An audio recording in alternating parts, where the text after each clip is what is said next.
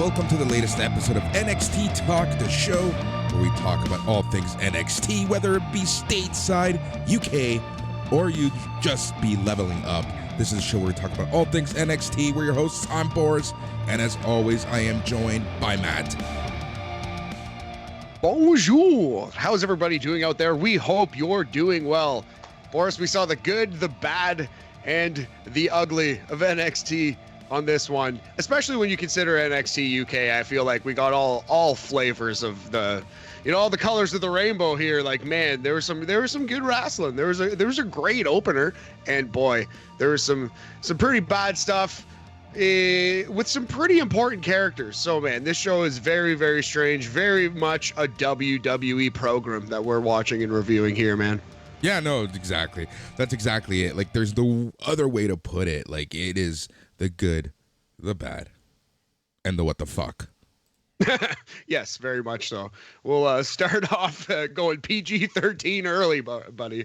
Yeah, man. So hoping we can keep it under one F-bomb today, but oof, it's gonna be tough. How are you feeling, big homie? I'm doing okay, man. Pretty tired, but at this point, it's honestly par for course. Just been so busy.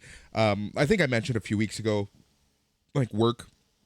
End of April is always a really busy time because it's budget time for a lot of customers, fiscal year time for a lot of customers. So it's use it or lose it in terms of budget.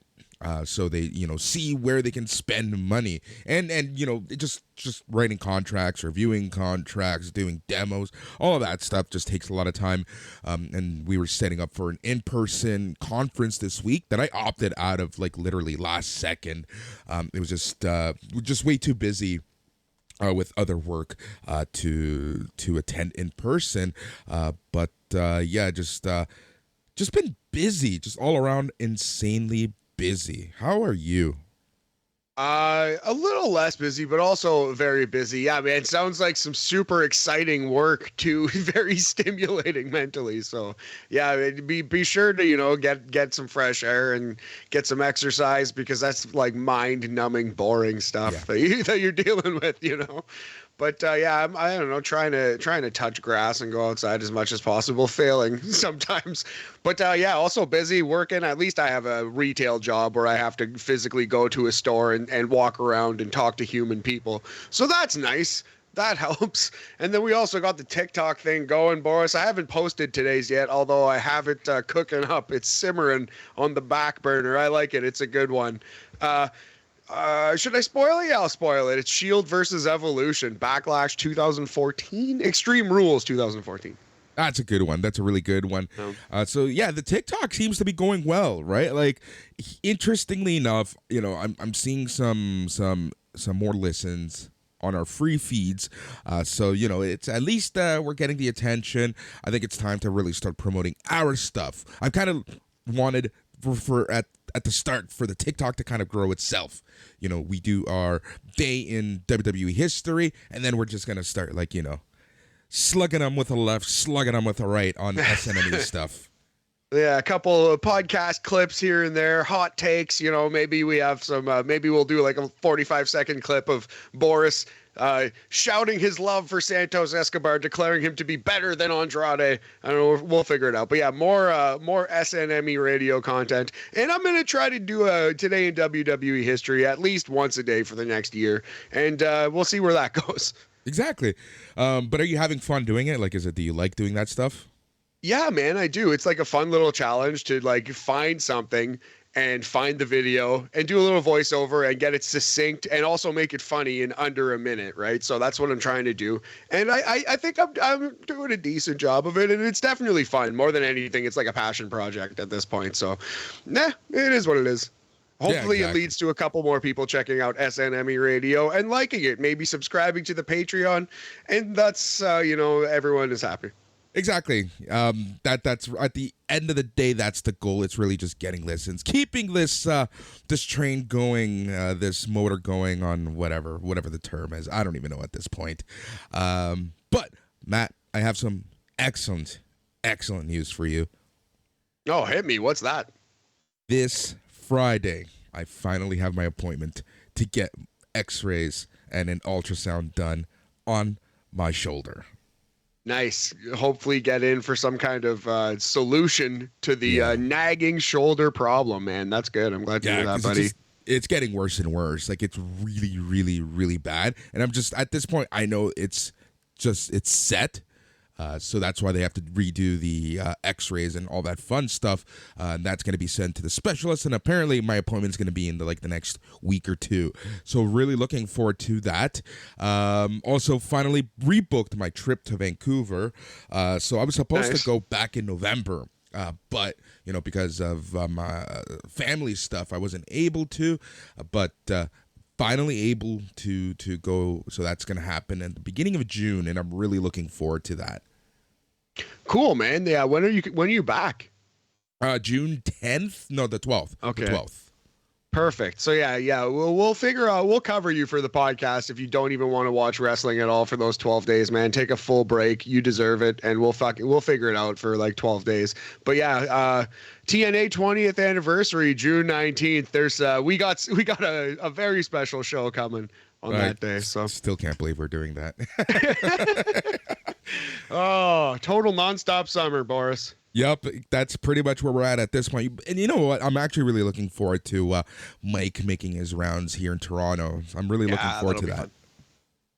Yeah, Mike McGuire coming out east to handle some family business, and also come say hello to the boys. Hopefully, if we can all get together, so that will be a lot of fun. Yeah, it'll be nice to see Mike, meet him, shake his hand, and etc.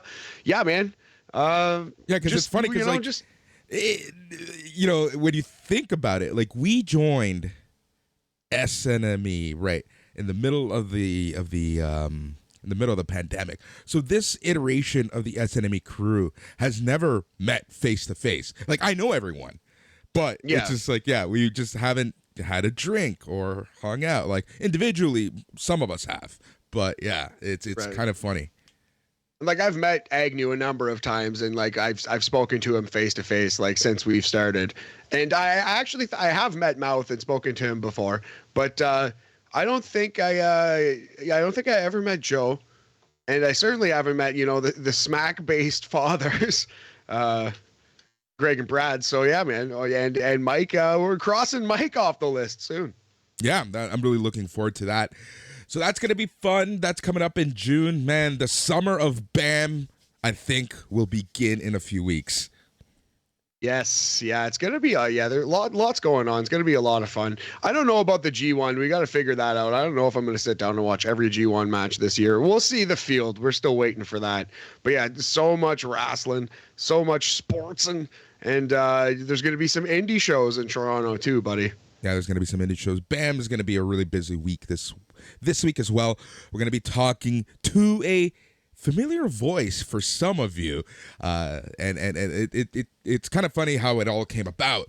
But that was a fun little interview. You listened to a part of it, so that's kind of cool. Bringing back the history of the law/SNME all together, and here we are. Yeah, man. Yeah, I'm very excited for that. So yeah, we're gonna give that all the time it needs on BAM. But we're going to talk Impact, because, Boris, you've been watching Impact anyway. Impact is hot right now, or as hot as Impact could possibly get, I suppose. But, good Canadian boy, Josh Alexander, doing some good work in the main event. So, you will watch Impact. I got some things cooking up. I got major list updates to the 122 list, and we got to talk sports, NBA and NHL playoff State of the Union address. Yep. And again, just a reminder, if you're listening to this show on the Patreon feed, reach out to us. We want you to be part of BAM. Hell, you can be part of NXT Talk, but we barely want to do this show at this point. So, but the reality is, BAM, we have a lot more room to play with. But if you do want to chat NXT, Level Up, NXT UK, let us know. But, chances are it will be BAM that you're going to want to come on. Just reach out to us. Let's get a list going. Let's get some fantasy booking going. Let's have some fun, patrons. Let's do it up. And one of the things that, we kind of touched on BAM Monday was the fact that, right now we have last patron standing. Once we finish that game, we'll start round 2, season 2, but we're always going to have some form of a game going in the background. Yeah, man. Hopefully, yeah, we try like never stop with the games. Right now, last patron standing is going on, but we might try to cook up a bracket challenge for the old Owen Hart tournament. We can if we can find a good website. That's another thing. Anyone listening, if you know a good the problem is it can't only be a bracket maker. You also have to be able to host a bracket challenge. I found one website, challenge.com, but it's very weird and confusing, and I don't know, it's not quite exactly what I want, so we're trying to figure out exactly where to host this. But yeah, expect a bracket challenge for the Owen Hart Cup, which is coming up very soon, May 11th, Boris. Yep. It's right around the corner. Honestly, week from now. It's funny because like when we were talking about stuff at the beginning of the year, about stuff that was happening in April, May, June, it felt like so far away, but you blink and we're just here. Like this year is just flying. Yeah, man, absolutely. We're almost halfway through the year. July 1st is the exact halfway point, and we're rounding the corner there, man. So yeah, it's absolutely crazy. Time flies, buddy. Time flies when you're having fun watching NXT. That's for sure. So let's talk about it. There was some good wrestling. You kind of sound how I sounded on Monday night. Oh, that's hilarious, man. Oh, no, there was some good things on the show. Let's try to go in with a positive attitude, and when something sucks, we'll tell you and be mad about it. Exactly. That's the thing. Like, I'm really trying so hard to stay positive. Like, if I wanted to bitch, moan, and complain about everything I watched, I would just be on other message boards talking wrestling, right? Like, that's the thing. Like I really tried to bring up the good in what we're watching, because NXT, as bad as it is overall, there are some good stuff. There are some sweet spots. That women's division overall, dude, is looking pretty damn good for the future. All things considered. Yeah. All things considered, talent-wise. And then, you're kind of seeing kind of like the ups and downs of someone like a Bron Breakker. But, at the end of the day, I have to say, I feel for all these people. Kind of mixing in some news in this conversation. Obviously, we had the releases. Don't want to touch on that. It's been talked about enough. People lost their jobs, and that always sucks.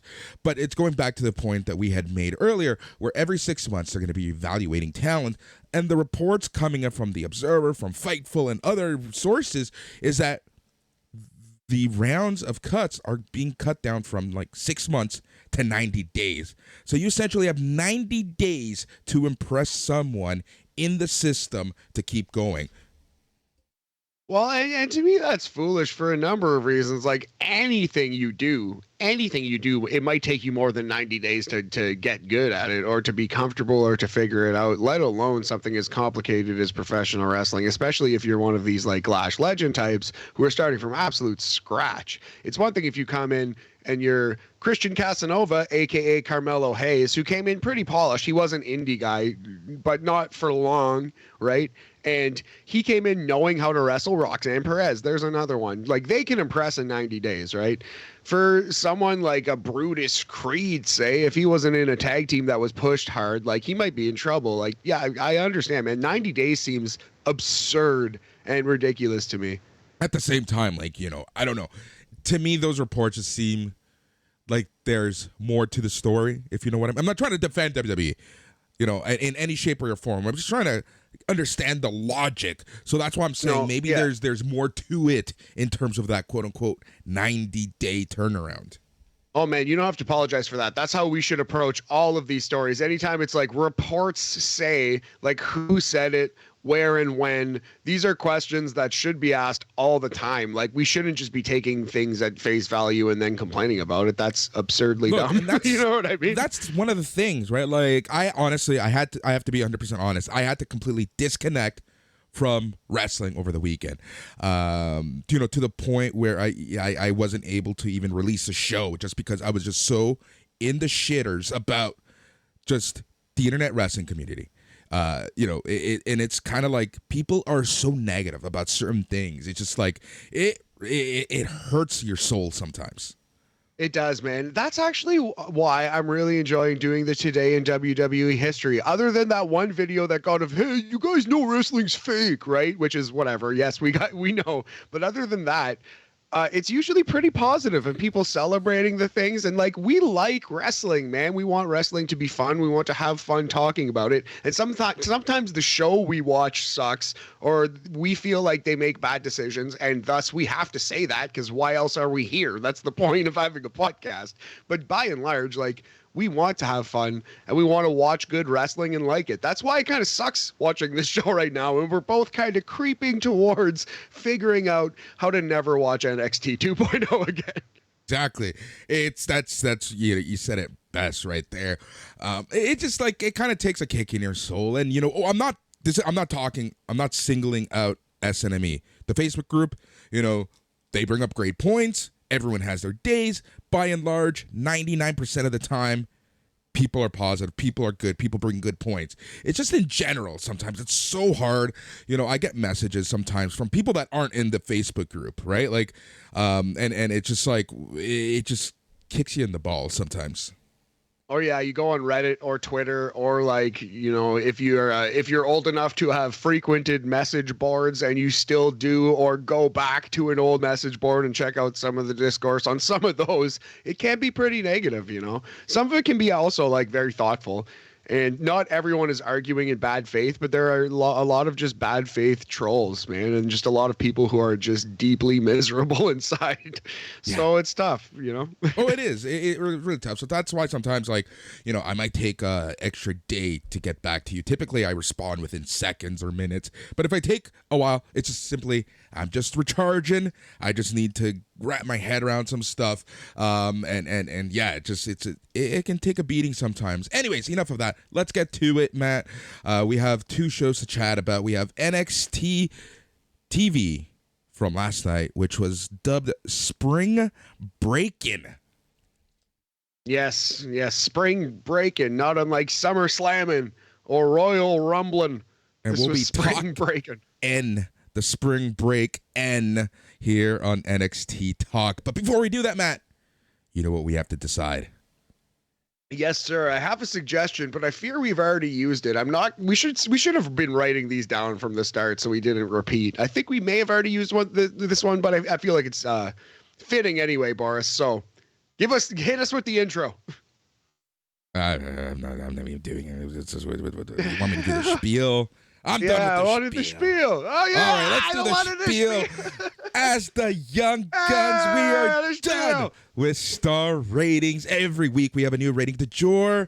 Matt, what is going to be our rating system for this week's show?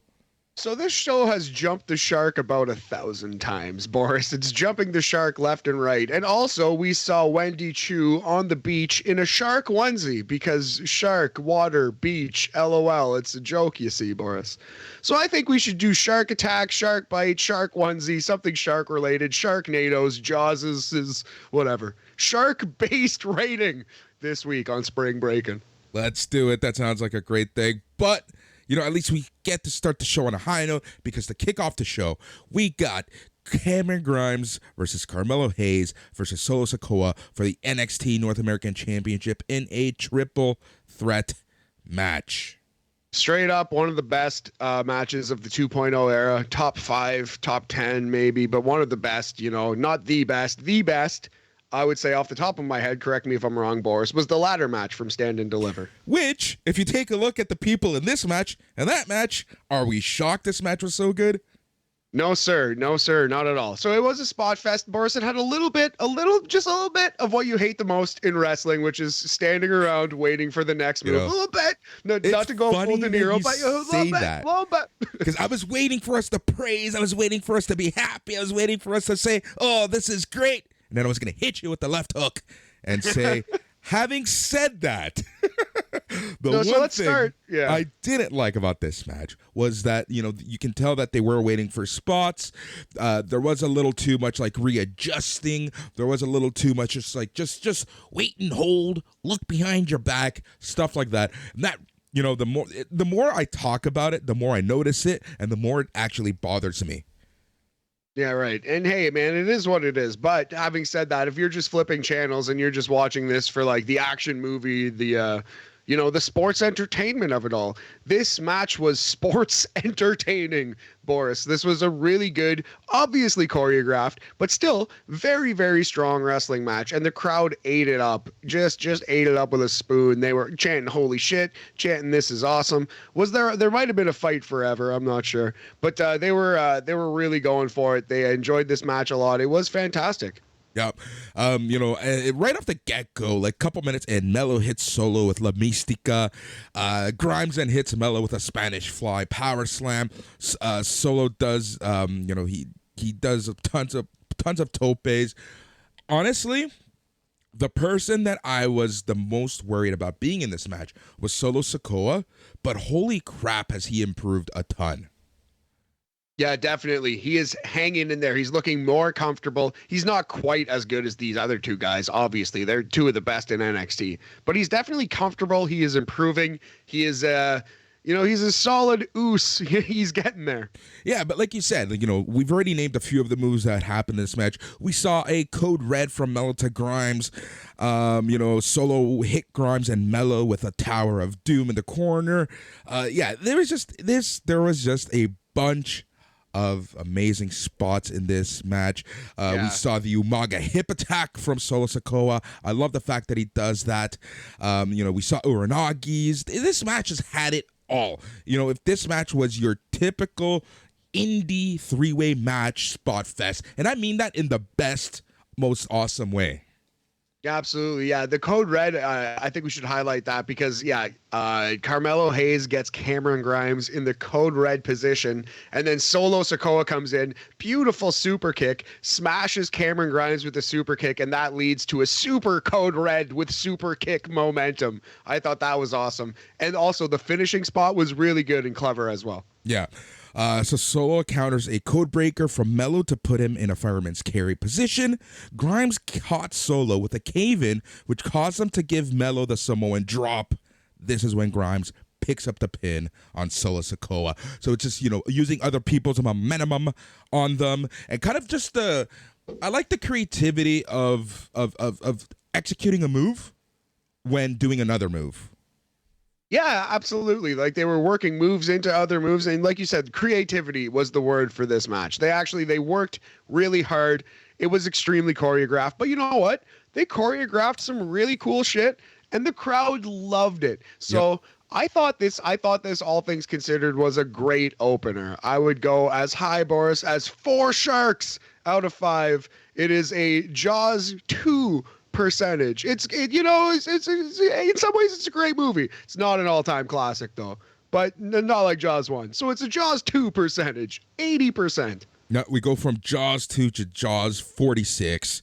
Jaws 3D? What's a terrible Jaws? Sharknado? That's a terrible Jaws. Sharknado. Yeah, we go from Jaws to Sharknado because the show cuts to Mandy Rose getting a tan at a tanning salon.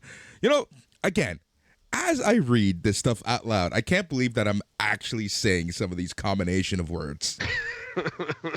Yeah, this was a skit straight out of, I don't even know what. I don't even know what era of wrestling. This was a skit straight out of NXT 2.0. It was straight out of the minds of Bruce Pritchard and John Laurinaitis and exactly. The crew that they employed. And the part that gets to me the most, and I don't want to take like that sharp FU to everyone in charge of NXT 2.0, but after certain interviews last week and some of the, for lack of a better term, allegations and hearsay that was said, some of the promos that we had tonight were kind of like, well, here we go. Yeah, allegations is strong because it's not like anyone did anything illegal, you know what I mean? But like, I'm using allegations in the set of, I know what you mean. Yeah, it's negative and yeah, it's negative and it's gross and it shouldn't exist. So I understand why you use the word allegations. I don't disagree even. I'm just saying it is a strong word to say. But if you you fucking talk your dog, Boris, as Trick Williams would say. But yeah, man, no, I agree. Like if you doubted what Athena said, watch NXT 2.0. Because it's on your television set. It's clear that she's right. Yep. It's obvious. Yeah, so Mandy Rose getting a tanning salon. Wendy Choo shows up while Mandy is in the tanning bed. She turned up the settings on Mandy's tanning bed. She snuck away. Mandy Rose comes out of the tanning bed glowing red. Gigi, Dolan, and JC Jane were shocked when they saw Mandy. JC said Mandy looks like a strawberry. JC and Gigi said that Mandy can't go to the beach with them like that. Mandy screams when she saw herself in the mirror. To quote Vince McMahon, in the mirror. Yeah, man, I don't know, B, C, D grade comedy here. It was, a movie like American Pie had its charm because it was kind of like, that adolescent boys will be boys. And I hate that term nowadays.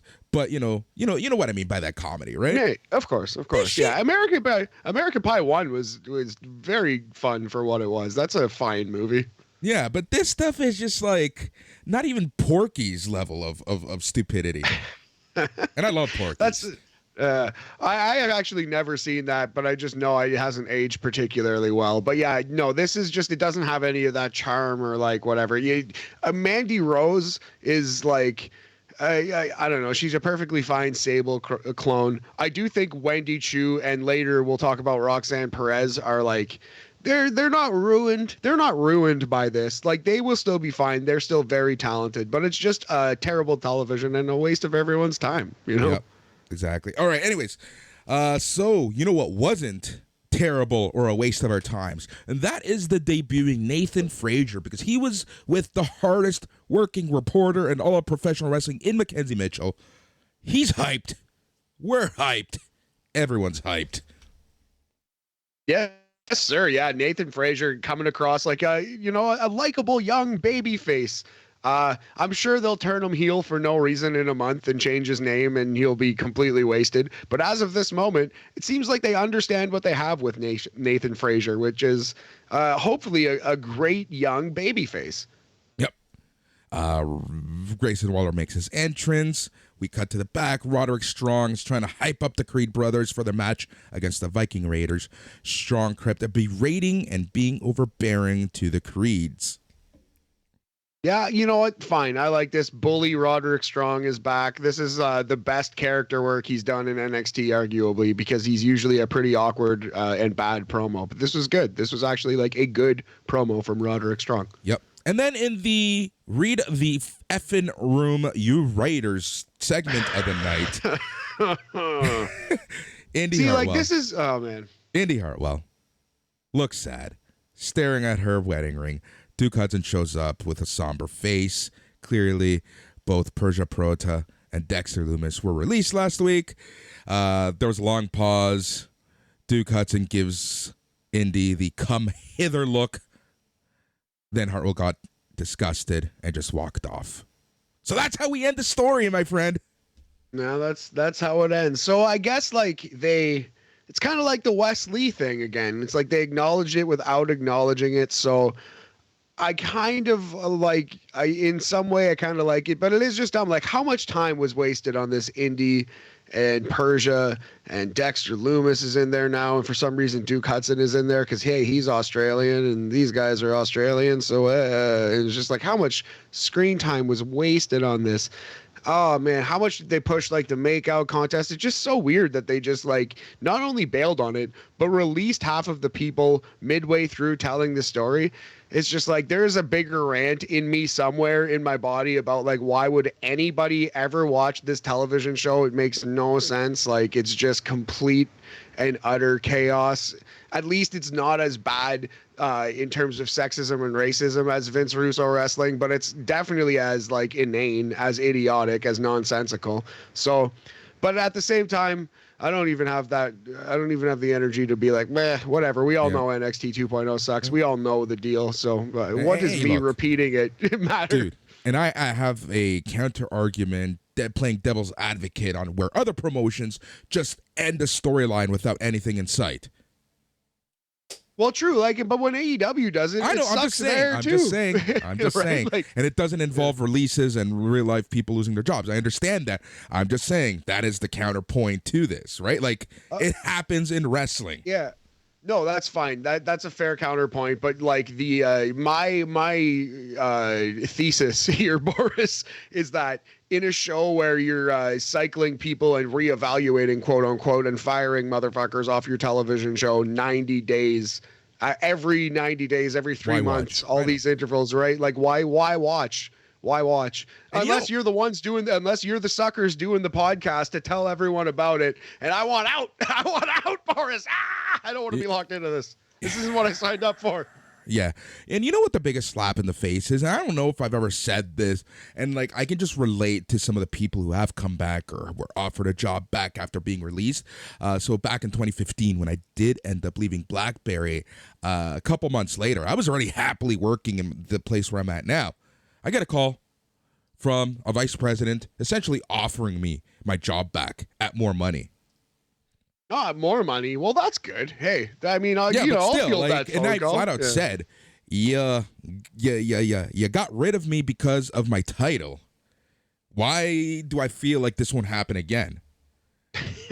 It's a really good question, and it probably would have, man. I think we've talked about this. I'm getting some deja vu. I think we might have done this on the podcast before, but I agree with you, man. Like, why would you? Yeah. Although you got to field that phone call, if anything, just to dunk on him. Just be like, hey, fuck you. Yeah, no, that's basically what I did. Anyways, the next match, Grayson Waller versus Nathan Frazer. Very good match. Nathan Frazer, his entrance was awesome.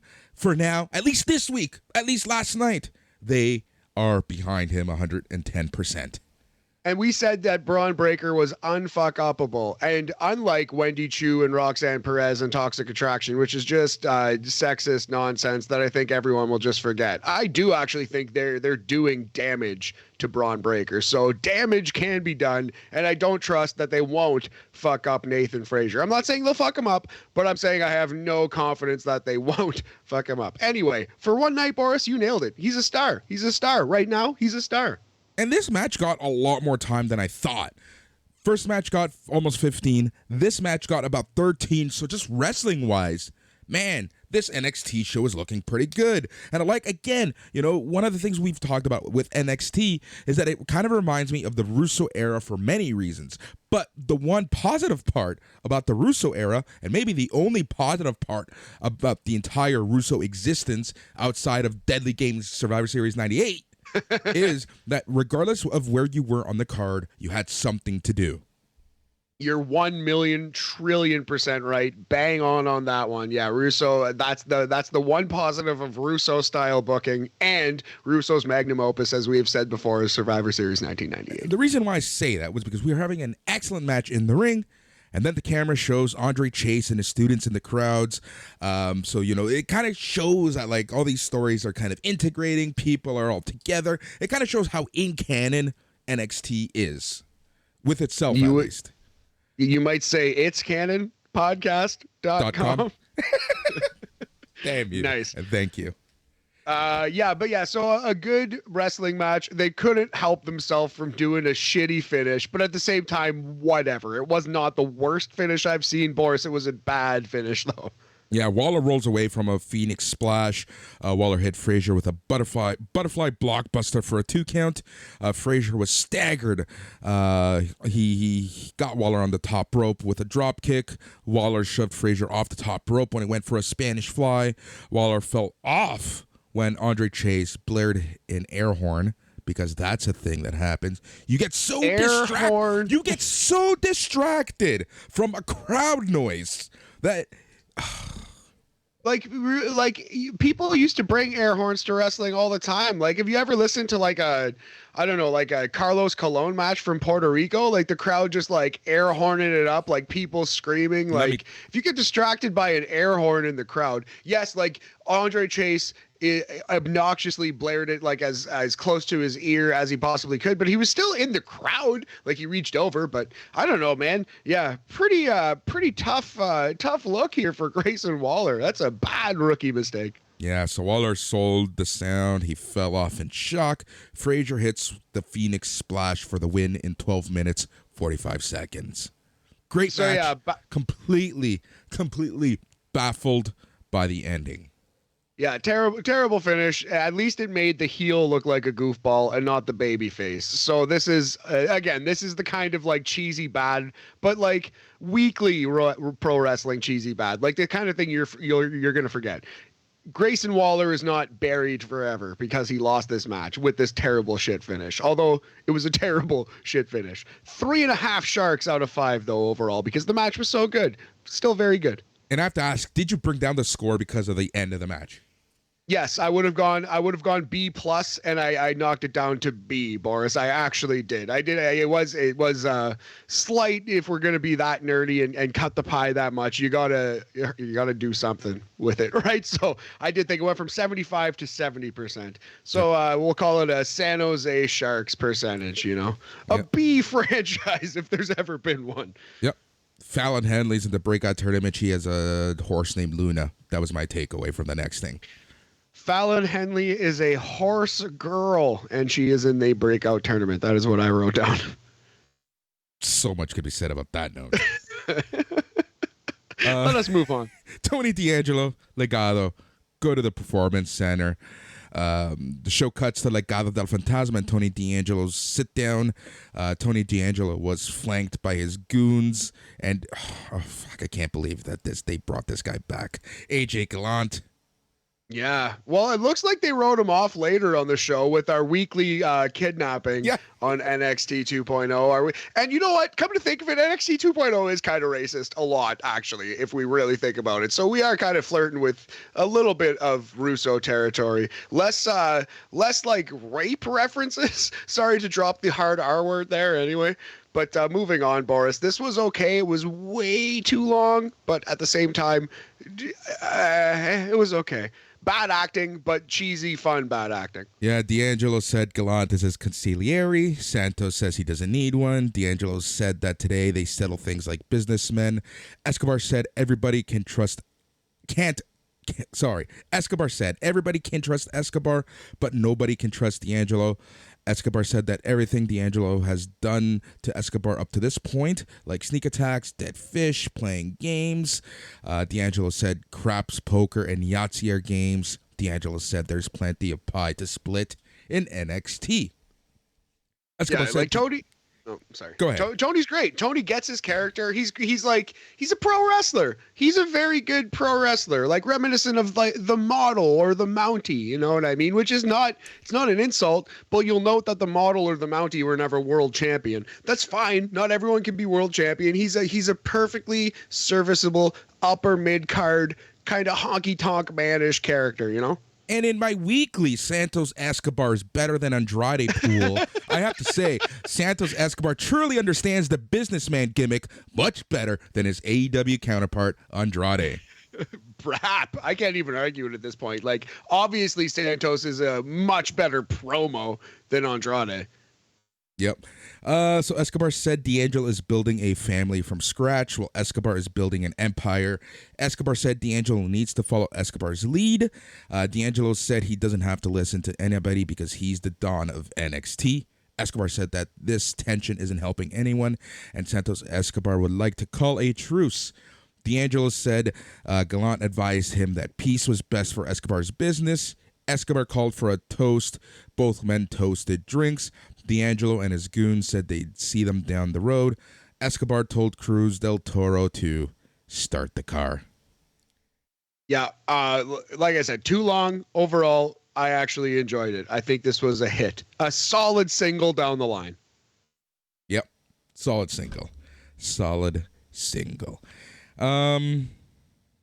Yeah, the hardest working reporter in all of professional wrestling, Mackenzie Mitchell, interviews Eric and Ivar, a.k.a. the Viking Raiders.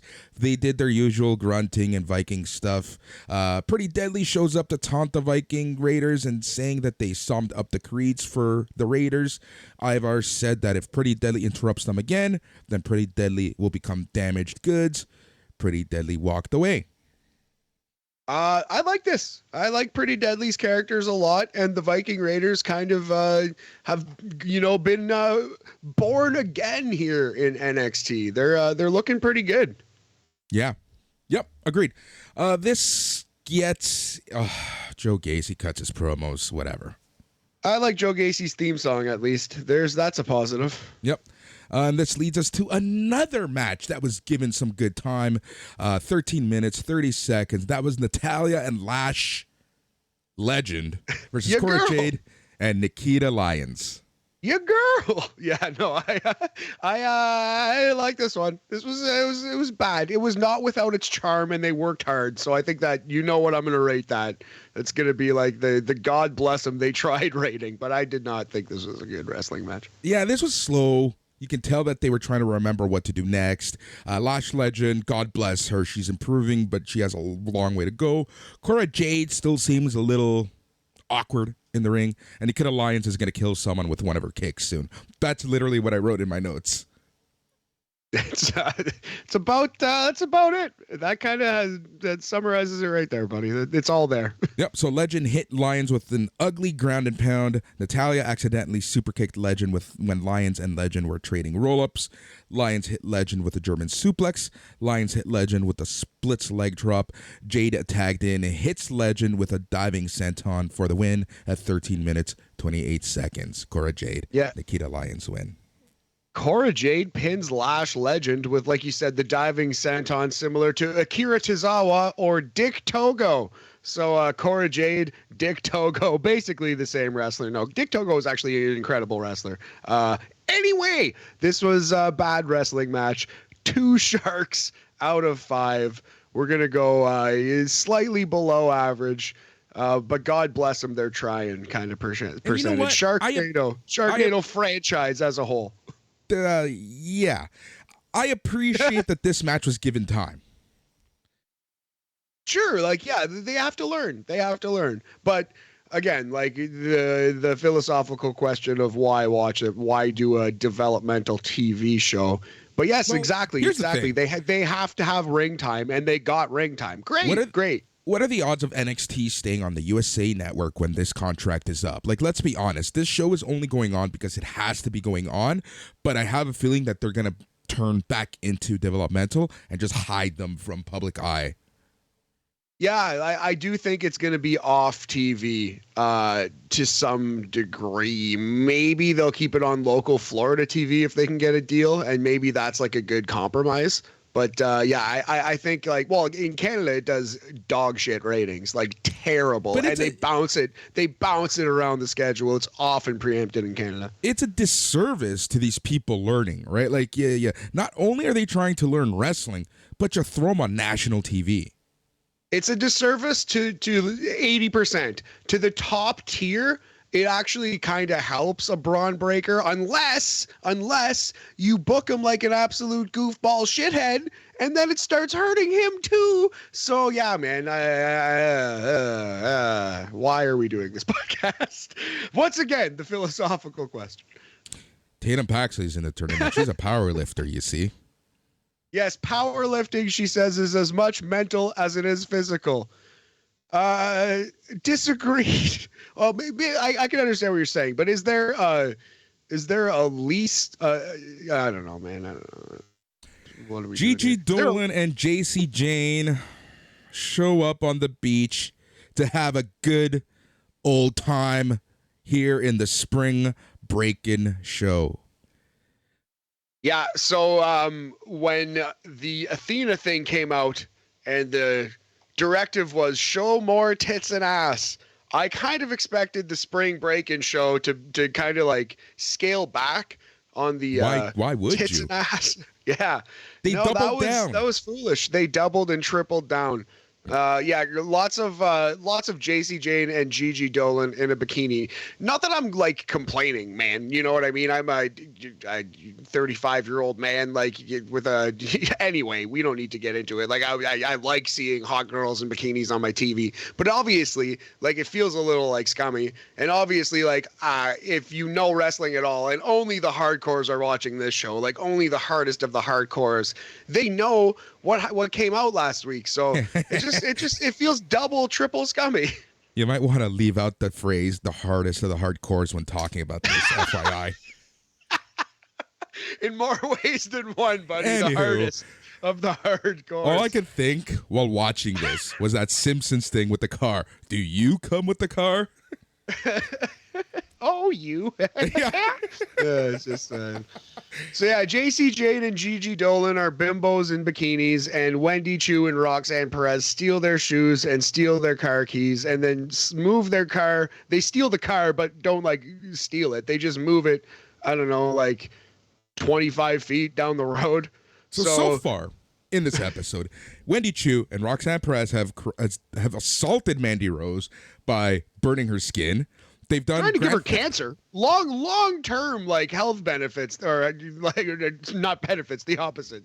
They've done long term health issues there. They've stolen people's belongings. They've done Grand Theft Auto. Like, what's going on? And these are the baby faces. Yes. Baby faces commit crimes in NXT 2.0. More on that later. Yeah. So that's stuff that happened. Yeah, it's I just really bad professional wrestling. But I for some reason I don't think this is going to stick with any of these women past this night. You know what I mean? I don't think it's going to ruin them. Maybe I'm wrong about that, but for me it's just like just mindless wrestling silliness. You know? Yep. Creed brothers, Julius Creed and Brutus Creed, the Brothers Creed versus the Viking Raiders. Again, this match was given a good amount of time. And I really like this match. Yeah, this is the kind of match that I'm like, okay, this was very good. Show it to me again in 18 months, 2 years, 3 years, when the Creed brothers have kind of settled into themselves and they're way better wrestlers. Because you can see that the Creed brothers are going to be good, but they're bulls in a china shop right now, man. They're very green, very inexperienced. And the Viking Raiders help them get through a really good match by beating the shit out of them and receiving a beating as well. These guys hit each other very hard. But this was a great match. It was a very good match, and I can't wait to see it again in a couple years once the Creed brothers are great if they stay on this trajectory. Yeah, that power bomb that Ivar did on Eric on Brutus, that just looked brutal. Absolutely brutal. Yeah, like they just kicked each other's asses. Yeah, man. Yeah, they beat the crap out of each other in this match. Very enjoyable, very good wrestling match. Yep, Julius got on the top rope like a cat, hit Ivar with a suplex. The crowd went crazy for that. Brutus broke up Eric's pin eventually. Julius hit Eric with a cartwheel slam. Brutus dumped Ivar to ringside. Julius caught Eric with a knee while everyone was looking to all directions. A hooded Roderick Strong shows up out of nowhere, hits Eric with a running knee. Julius hit Eric with a basement lariat for the win at 12 minutes, 58 seconds. The Creed brothers got their W. Yeah, and a really fun run-in from Roderick Strong, as you said, who came in flying in out of nowhere with the flying knee. That, at first glance, I was like, oh my God, he killed that man with the knee. And then they showed the slow motion replay, and he didn't touch him. So... Yep. Amazing work by Roderick Strong. I probably would not have shown that slow motion replay though. Agreed. So Roddy went into the ring, holds up the hands of the Creeds. We saw, the replay showed that the Creeds finally saw what Roderick Strong did. They yell at Strong for the dirty tactics, while Strong will try to stress that a win is a win is a win, a la Trent 7. Yeah, makes a lot of sense, man. But we are seeing this exact storyline play out at NXT UK. So it's so funny how WWE does this so often everywhere up and down their cards. Raw, SmackDown, NXT UK. Go on. Having said that, what are the odds that anyone who writes or books NXT knows what a NXT UK is? Oh, 0%. Maybe they're told like, hey, watch this guy specifically and like given a link, you know what I mean? And then they watch that match for 10 minutes out of their day. Maybe. But, but it's just funny. It just, yeah, the left hand could know what the right hand is doing. Yeah. So how would you rate this match? 3 3/4 Sharks out of 5. And I can't wait to see it again in 18 months, hopefully on AEW Dynamite. Dark. Rude. Not even dark. I'll give it.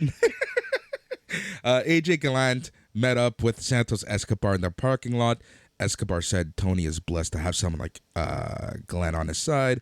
Escobar gave Gallant a handshake, then kneed him in the gut. Wild and Del Toro showed up and put Gallant in the back of Escobar's SUV. So kidnapping. Yeah. Well, the weekly kidnapping, this has to be like the 7th or 8th kidnapping that we've seen. And I think this is the end of AJ Galante because Wade Barrett was very sure to say, I think we've seen the last of him. And it was just like, oh, really? Because I don't know. People get kidnapped on this show all the time and then they show up next week. You know, Rick Steiner, for example, was tortured and he showed up without a mark on him the week after. So, I don't know. Yep.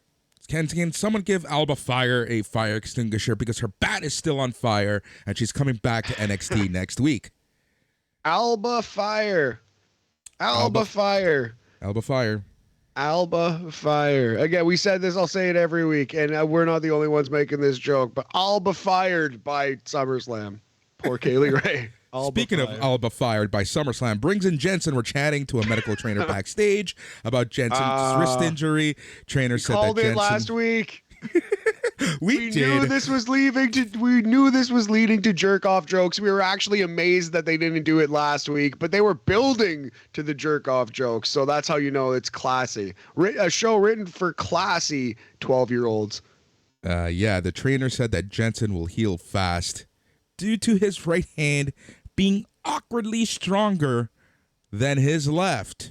You see, Matt, that is a masturbation joke because they're going off the fact that he uses his right hand more than his left. Hence, therefore, vis-a-vis, his right hand can heal quicker than his left. Man, I paid my own money to see the Revival versus Johnny Gargano and Tommaso Ciampa in Toronto. I left so happy, so sure that NXT was such a beautiful thing. And they just it's terrible. It's terrible to see like corporate structures and what just like systematic fucking yes manning could do to something. You know, it's actually quite fascinating in a way, but also it's heartbreaking. They massacred my boy, Boris. They killed our boy. NXT is dead. Fuck. Bron Breakker, Joe Gacy for the NXT Championship. What can we say about this match? It happened. It was a thing.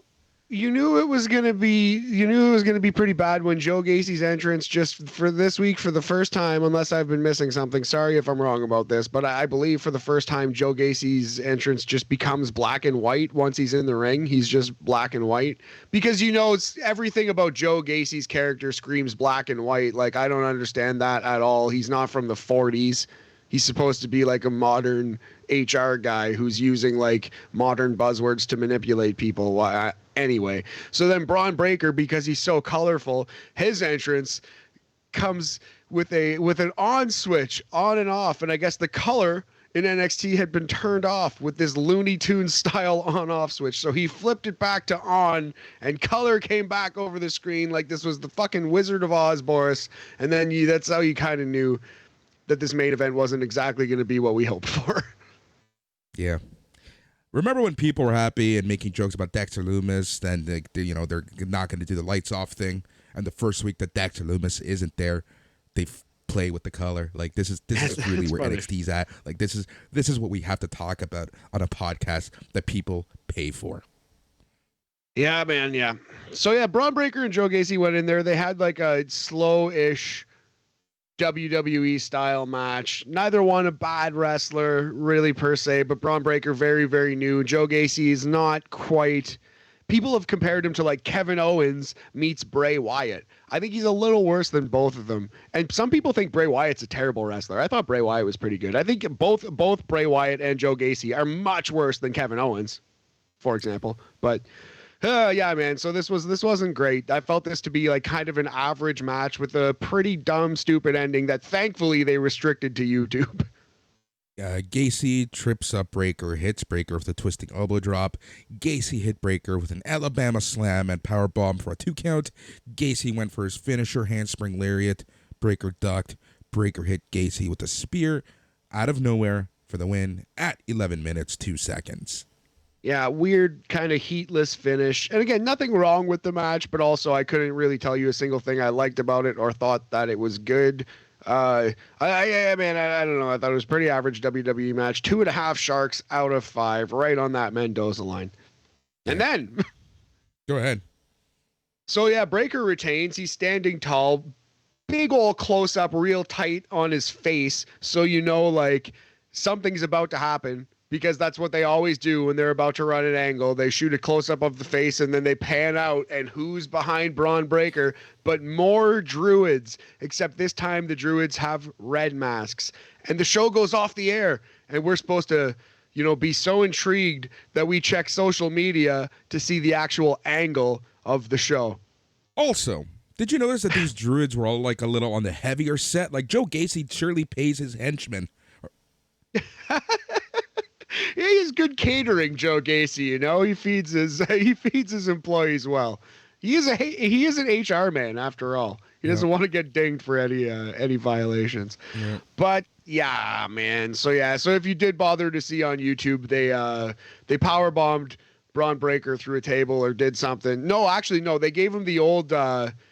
It was actually pretty gross. They gave him the old snapshot, the old elevated DDT, Eminem's old finisher, onto a chair, and it looked like they botched it a little bit, and kind of Bron Breakker went head first on the chair.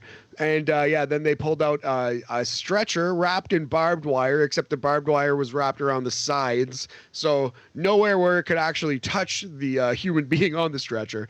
And they carried Bron Breakker off on a quote-unquote barbed wire stretcher, and all of that was on YouTube, but it happened immediately after this show.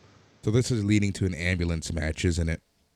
I don't know what it's leading to. Maybe the Steiner brothers are going to get in, and it's like Gacy and two absolute goofball shitheads from the Performance Center versus Breakker and the Steiners, and they'll just take some suplexes. Who knows exactly what's happening? All I know is I don't give a shit, Boris. I don't care. I don't know. You know, look, overall, this show is okay. When the main event is the worst thing to happen on the show, that really hurts a show.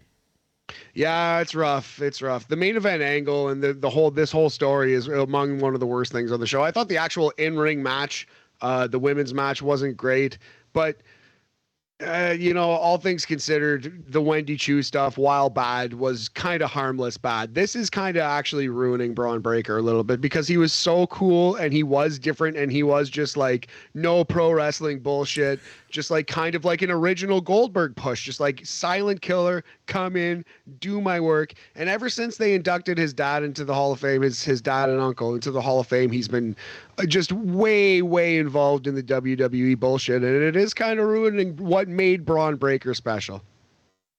Everyone wanted him to be a Steiner. Everyone wanted him to be a Steiner. You got it. And here we are. I don't know, man. Yeah. This is Scott Steiner, WCW, like 1999, 2000. And even then, he was so entertaining that he was almost above it all. He was one of the things on those WCW shows that was above it all. Yeah, my last point here is going to be this. Look, the WWE did a great job with hiding his faults, hiding his shortcomings.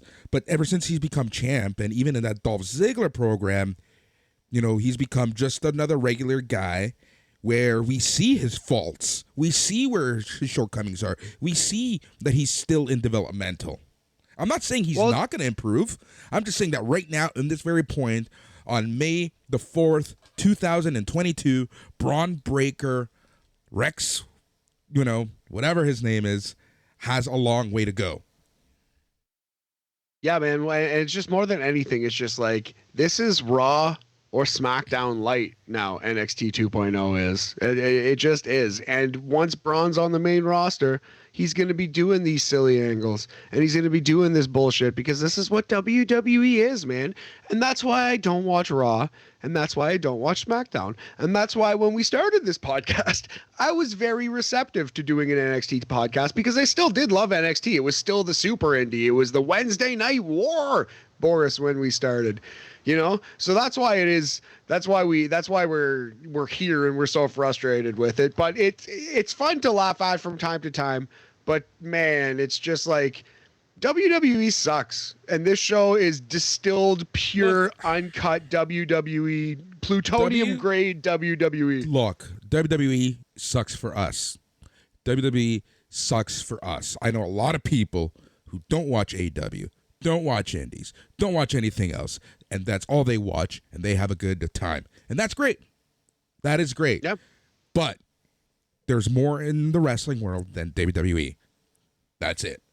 Absolutely. And my point is, it's kind of silly, other than if you're doing a podcast and reporting about it. But it's kind of silly to watch something you dislike. And I think we're both at the point where we pretty much actively dislike 2.0. So I'm not saying like podcast over tomorrow, but we're going to start thinking about alternate methods if this show continues to be exactly what it is. And there's no reason to think it won't be. And it is some people's cup of tea. And that's fine. It's just, I'm pretty sure it's not ours anymore. Let's talk about some NXT UK at least. Something that is good.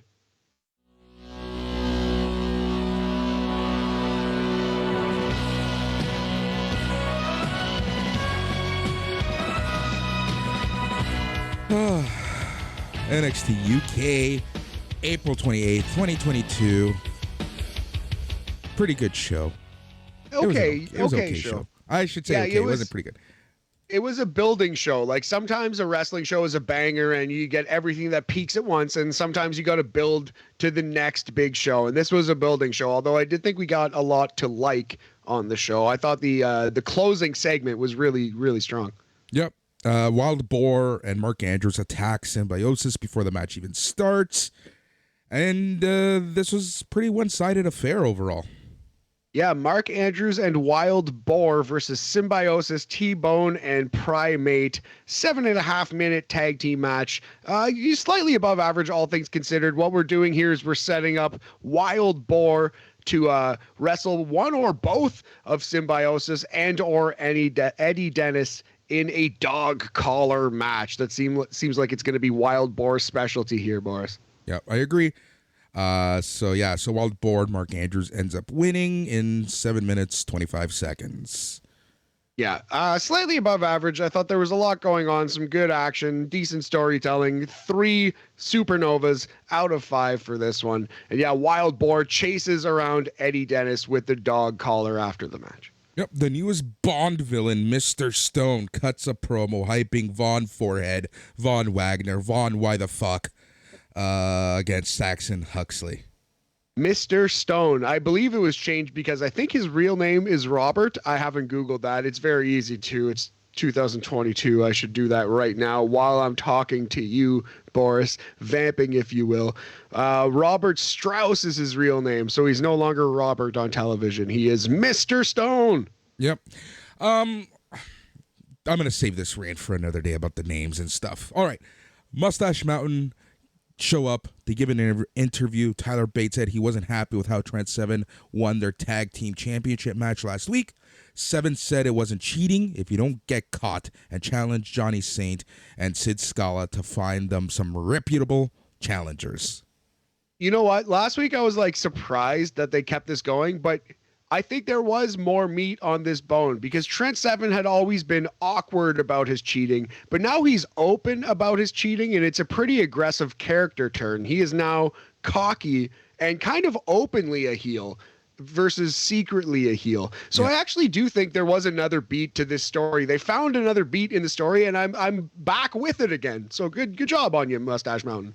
Yep, so Sid Scala interview was interrupted by Eddie Dennis running from Wild Boar. Dennis and Scala had to do something to protect them. Dennis said Scala had to protect them. Scala said they would meet in a dog collar match with the rest of Symbiosis banned from ringside. So that was a thing.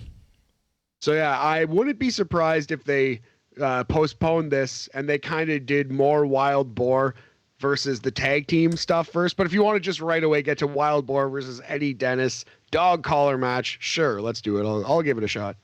Angel Hayes versus Zaya Brookside with Eliza Alexander at ringside. Yes, she was at ringside, Boris. Yeah.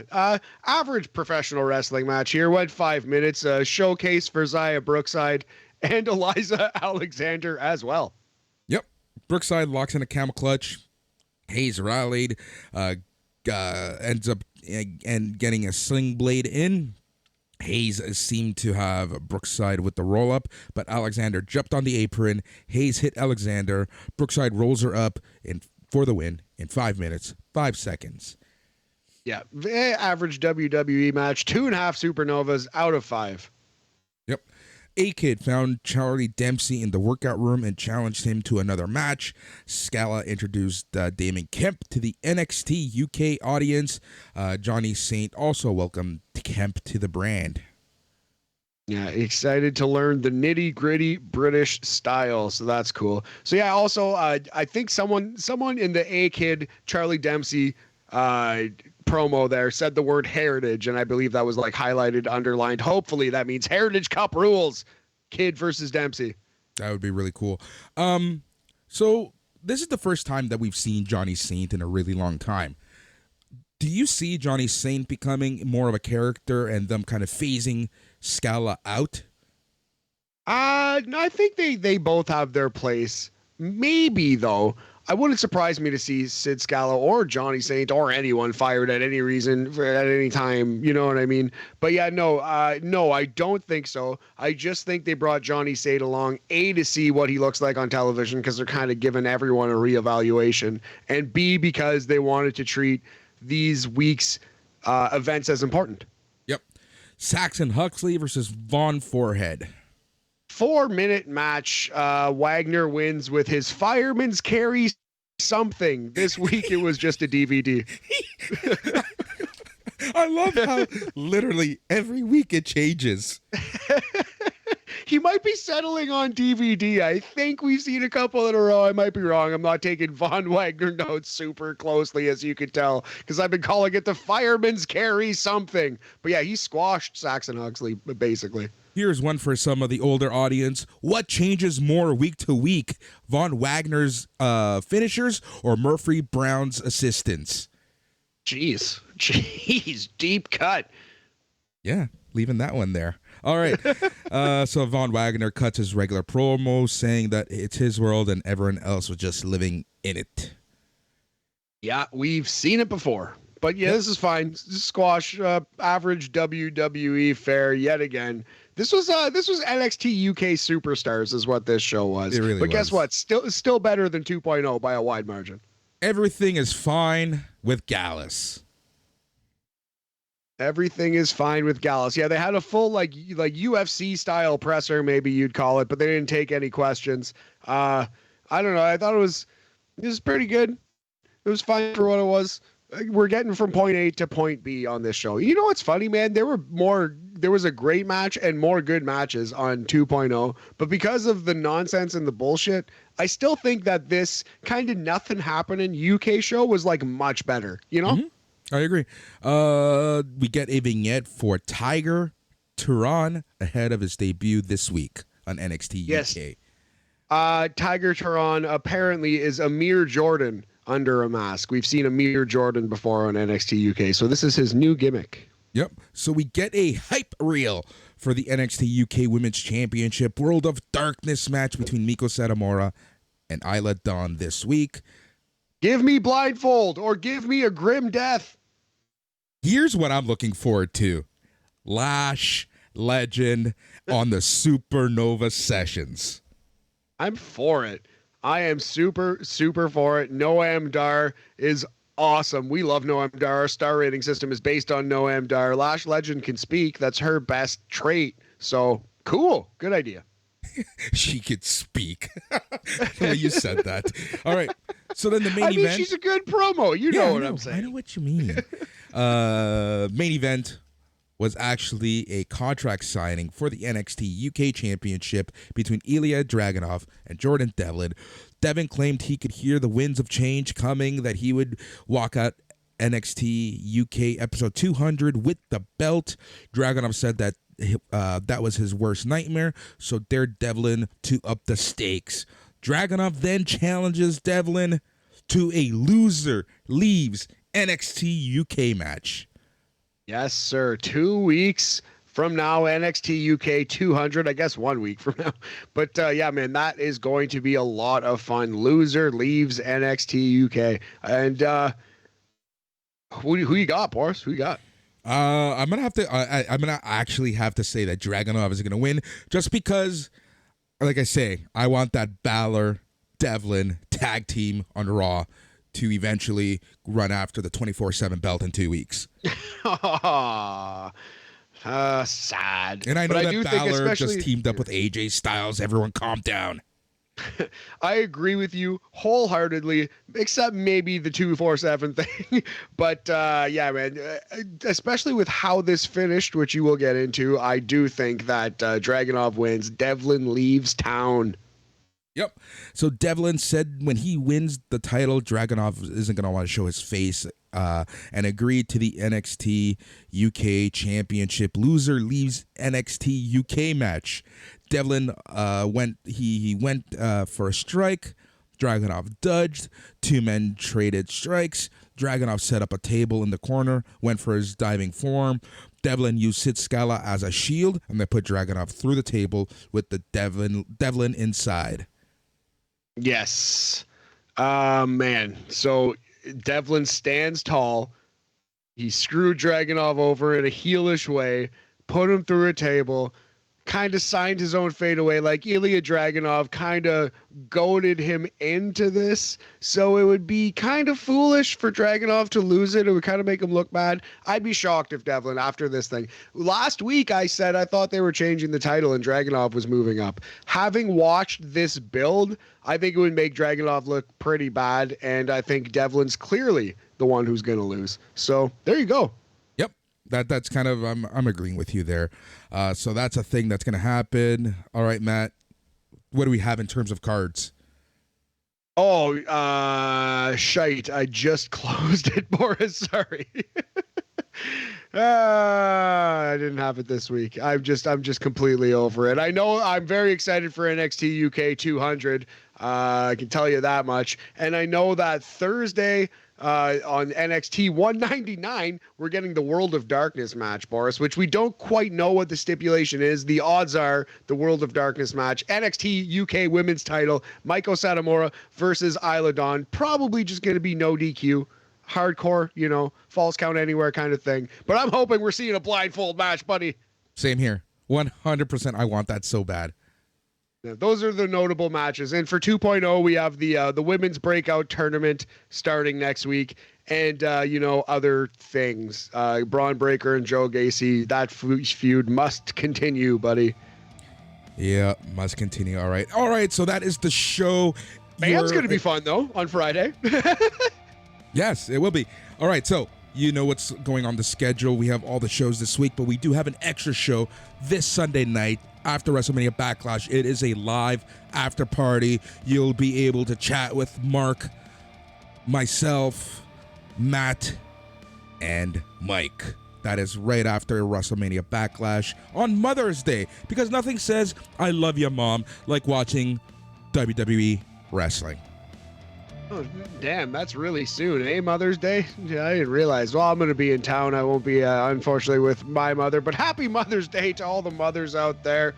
And thank you for listening. Thank you for sticking it out here with us here at SNME Radio. And big things coming. Check out the TikTok if you haven't, because that's doing very well. Very proud of that. And we got through it. We got through another NXT 2.0. Spring Breakin. Boris, they were breaking. He's Matt. I'm Boris. We're breaking all right. Goodbye. Yeah.